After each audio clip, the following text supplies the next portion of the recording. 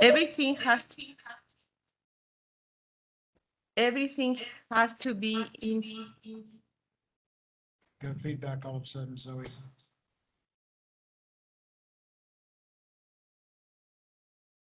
Should I do something? Stand by for technical difficulties.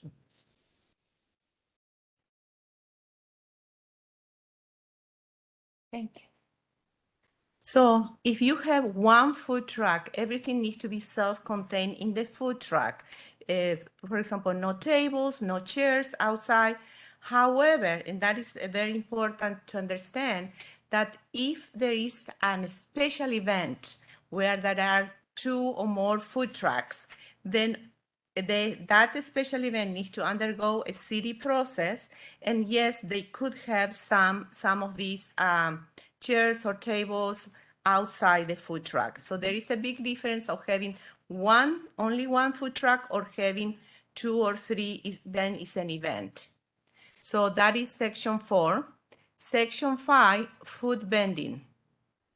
Again, food vending shall only be conducted from the mobile food truck.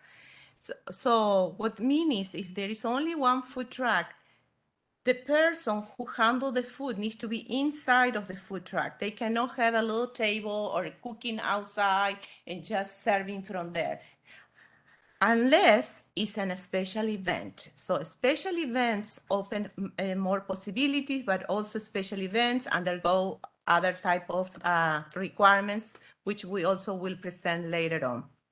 So alcohol sales.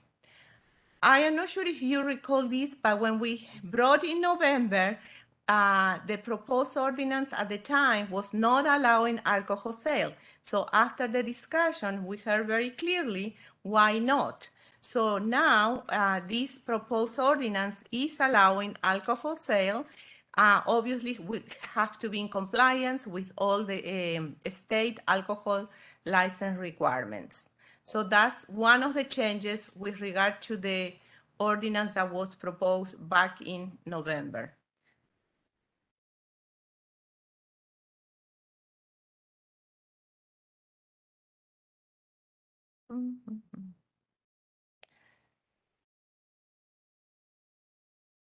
Not sure why it's not changing.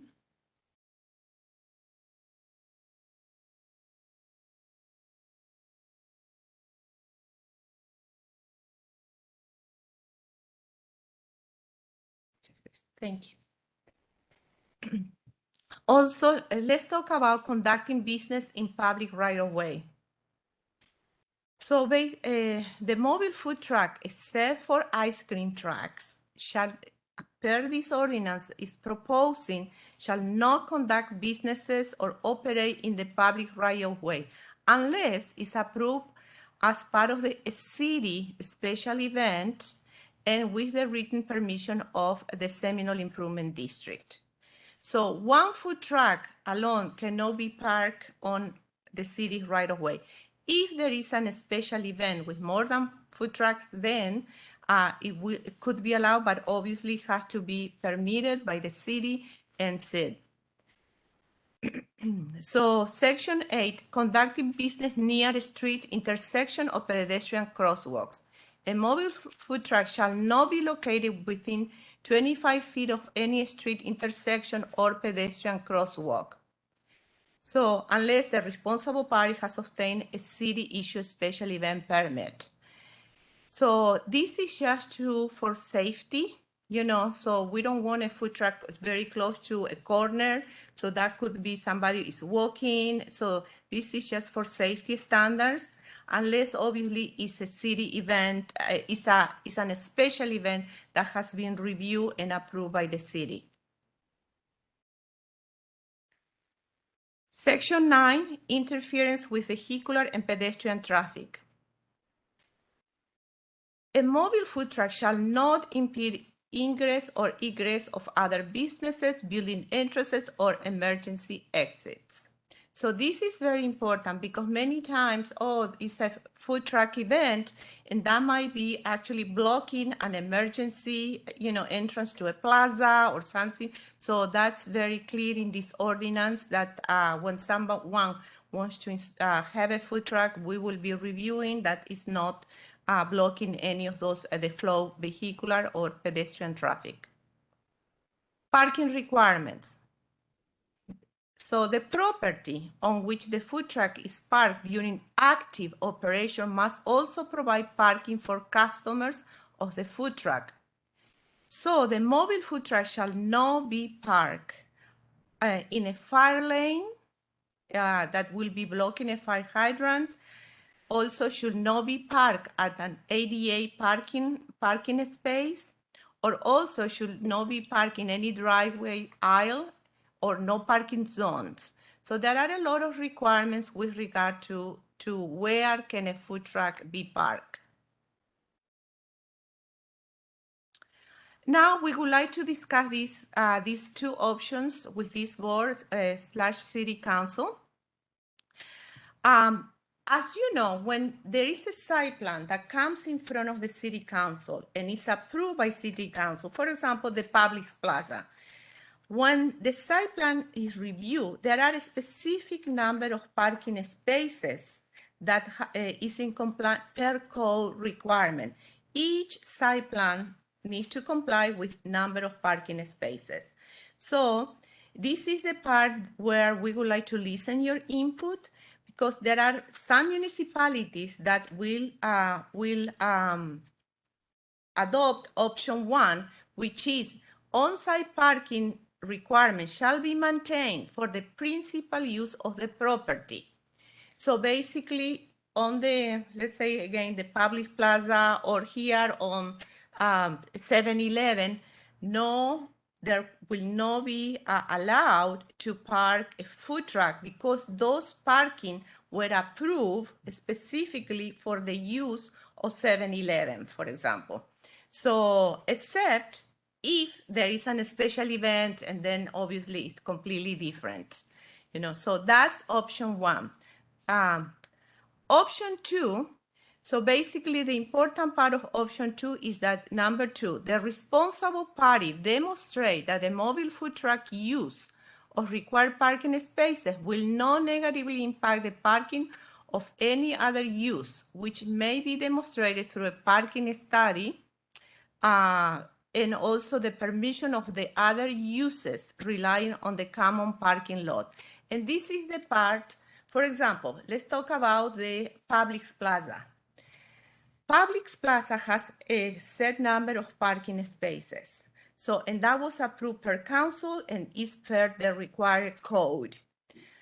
So, however, let's say they want to have some, one of the stores there is a brewery, for example, in the future, and they would like to have a food truck. So where will that food truck will be parked if a brewery wants to wants to have that, that food truck there to complement their uses?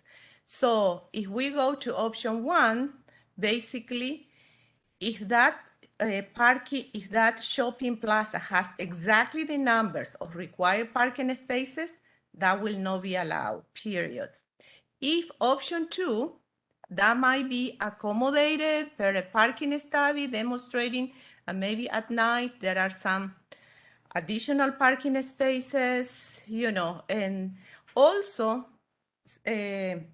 please keep in mind that in many instances, the businesses, the brick and mortar businesses that are paying, rent, that they are paying taxes, they are concerned about the food trucks in terms of competition. So there is, in one side is the possible competition with the brick and mortar, and on another side is the possible complementing the brick and mortar. So this is not a perfect world. So there are two options. In some plazas, they might have additional parking than they're required by code, so, but again, it will be up to this, the discussion of this board and the council to look at it, the two options. Could you make sure we start the meeting, the regular meeting at 6:30? We're running out of time for the, 6:19 already. you're right. We need to move forward. We need to start our meeting at 6:30. There are another item also. I know, that's why I'm asking, please. Okay. Section 12, parking and storage of inactive mobile food trucks. So this is also something that was discussed on the November meeting, and we listened very clearly to the council that food trucks associated with existing retail establishment may park in the parking spaces.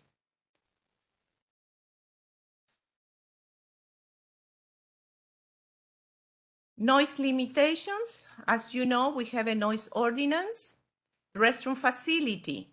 So a food truck needs to have access, mobile food truck operating on a private property for duration of more than 3 hours, shall have access to a restroom facility. Waste disposal, this is very important, that the food truck needs to, take care of their own waste, so they cannot, they cannot just discard any waste material at the site. Signage.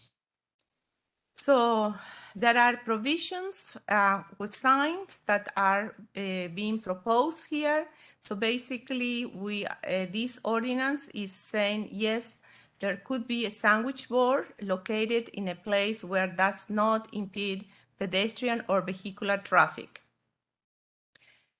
But it's very clear mobile food trucks shall not post or utilize any freestanding signs or advertisement, flags, balloons, steamers, flashing lights, banners. None of that will be allowed under this ordinance.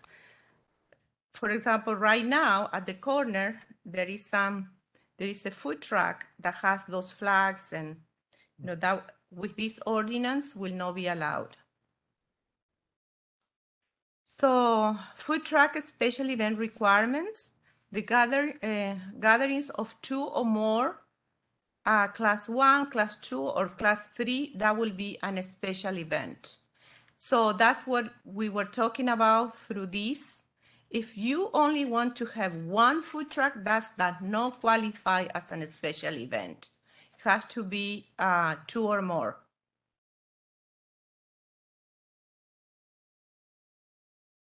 So, and then we have also limitation of number of food trucks per property, outside patron sittings, as I mentioned before, no tables, chairs, umbrellas, any of that. Conducting business near existing retail food establishment. This is very important. This ordinance is proposing a mobile food truck shall not be located within 200 feet of any existing retail food establishment during such establishment hours of operation without the prior written permission from the retail food establishment, unless the responsible party has obtained a city-issued special event permit. So this is the case of protecting the brick and mortar retail food establishment. So that will be, obviously, all of this is under consideration to the board and the city council. So the next section is conducting business near city sponsor or city sanctioned special event. So a mobile food truck cannot be located close to a special event, a city sponsor event. So limiting the number of operation days. Also, please pay attention to this one. The same mobile food truck shall not operate on a given property more than 2 consecutive days per calendar month. So, and shall not operate on given property more than 20 days in total per calendar year. So the same food truck cannot be there more than 2 consecutive days, and in total, in the same place, more than 20 days per calendar year. Sorry to interrupt. Does that apply to all three classes of food trucks? Yes. So. Well, the ice cream is different, the What ice cream about truck. The canteen truck that serves the construction workers. You know, under this, as it's now, yes, applies to all, So they except we come can, 2 days in a row? I don't think there's that many canteen trucks. you in know, so existence we could, To have a different one every 2 days. if, that's what I mean, this is a proposal. We can put except a class two canteen trucks. And the other question I had is, according to the ordinance, the canteen trucks are only allowed in the construction zones. Correct. In our city, we've got half of the street is residential, the other half is construction. But we have How do you here for delineate residential. between the two? I'll get to residential next. So food truck location by zoning districts. So class one, mobile food truck, this is the question. Residential zoning districts. So basically, on individual single-family lot, if there is a written contractual agreement between the mobile food truck and the property owner for catering services. So the term catering service shall not include the vending of products from the mobile food truck itself during a catering event, and does not include events that are open to the public. So, and also, you see, 1A was individual single home. 1B, properties owned or operated by homeowner associations or property owners associations. And C is rental apartment complexes. So this is the part with regard to the class one residential zoning districts. So for non-residential zoning districts and mixed-use district, class one mobile food truck shall be permitted on any non-residential or mixed-use property where retail sales and restaurants are a permitted use under the applicable zoning regulations. So Yeah, it comes. For first reading. So that was the question with regard to class two canteen trucks. So canteen trucks are prohibited in all zoning districts except to provide catering to employees on site at location. You know, This still doesn't address how we go through a zone that's both residential and construction. So like take the Groves, for instance. There are people living there, but it's still being constructed Construction. and these workers still need their food for the other half. and they're not, it's not, According to it's this, not a they catered wouldn't be event. allowed. It's not a catered event either. I hate to say this, but I think we need to table this I agree. and make some changes. Yeah, there's a lot to pick out. We need to, What, Mayor, I would ask that you consider passing it as the LAP, and we can address this Prior. first meeting, Prior- keep it on absolutely. track. Because this is just a recommendation. Yes, Right. this just. so for plan- next time, the LPA meeting should start at 5:30 then? No. No, or we We're just, just we need to summarize- study the more materials ahead of summarizing. time and just Summarize. summarize the presentation. But we do need to start the actual council meeting on time. And I think, So we'll make a motion to approve. the- recommend to the recommendation. council that we approve, and then we have a lot of work to do between Okay. now. and Yeah, the council- please, council. we presented two options and we need to discuss those two options. There are a lot of discussion that needs to Right. happen. Does but the LPA doesn't have to address those options. No, sir. It's not, because it's not binding the council. All right. In that case, in an effort to stay on track here, I would love to entertain a motion to recommend approval to the council. So a motion to recommend to the council to approve ordinance 2022-04 for mobile food trucks. Second, We have a motion by Councilman Langowski, seconded by Councilwoman Bayram. Roll call, Councilwoman Bayram, yes. Mayor O'Connor, Yes. Councilman Langowski, Yes. Councilman Martinez. Yes. Motion carries. Thank you. So do we have time to present the next ordinance? 2 Summary. minutes. Summary. Then no. We have 2 There minutes. cannot be 2 minutes. It's a completely new ordinance. It's an special event ordinance. Then the proper motion would be to table the second ordinance, please. Okay. To the next LPA meeting. So a motion to table this recommendation to the city council ordinance 2022 -03 or To the the next, to the next LPA. to the next LPA meeting. Second. Motion by Councilman Langowski, seconded by Councilman Martinez. Roll call. Mayor O'Connor, Yes. Councilman Langowski, Yes. Councilman Martinez, Yes. Councilwoman Vayron. Yes. Motion carries to table. When's the next time the LPA meets? Next meet, it can be next month. Prior We to, need to get that done. yes. Okay, excellent. I will. We need public comments? We need public comments or can I adjourn? You can adjourn, sir. 6:30 on the dot, I am adjourning the LPA meeting. By motion, if you would. I need a motion to adjourn? Yes, sir. Yes, sir. I'd like to entertain a motion to adjourn. Motion to adjourn. We have a motion on the floor to adjourn. Second. Yeah. And we have a second. Motion by Councilman Langowski, seconded by Councilman Martinez. Roll call. Mayor O'Connor, Yes. Councilman Langowski, Yes. Councilman Martinez, Yes. Councilwoman Vayron. Yes. Motion carries. And that concludes our LPA meeting. Yes. Moving on to our city council meeting. Mayor, I just need a moment.